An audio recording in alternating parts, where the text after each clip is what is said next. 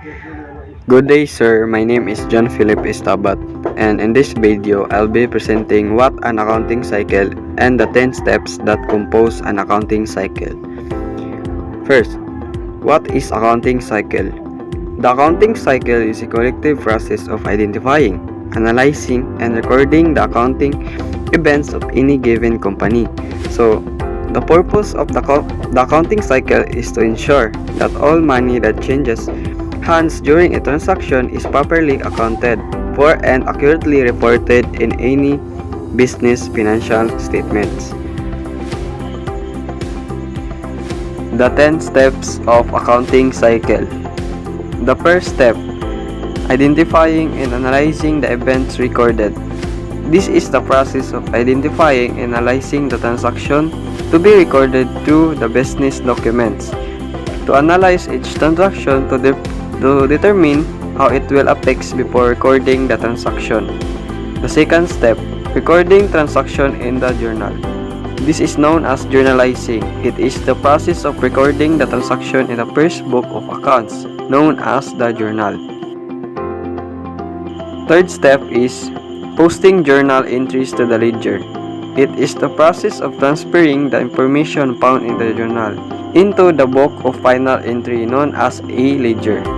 The ledger summarizes the increase or decrease of individual accounts. The fourth step, preparing the trial balance. The trial balance is a list of accounts found in the ledger together with the accounts balance or a total. The fifth step, preparing the worksheet and adjusting entries.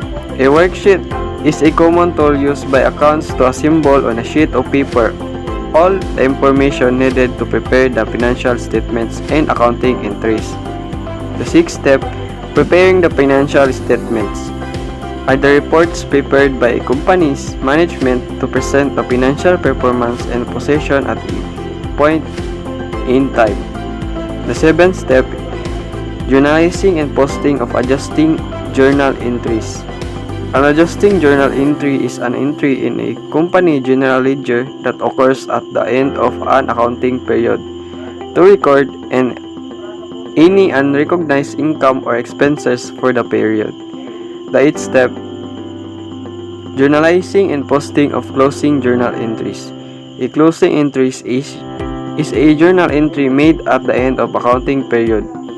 It involves shifting data from temporary accounts on the income statement to permanent accounts on the balance sheet. The ninth step, preparing the post-close trial balance. A post-closing trial balance is the final trial balance prepared before the new accounting period begins. It used to make sure that beginning balance are correct. The post-closing trial balance is also used to ensure that debits and credits remain in balance after closing entries have been completed. The 10th step, journalizing and posting of reversing journal entries. A reversing entry is a journal entry made in an accounting period which reverses selected entries made in the immediately preceding period. The reversing entry typically occurs at the beginning of an accounting period.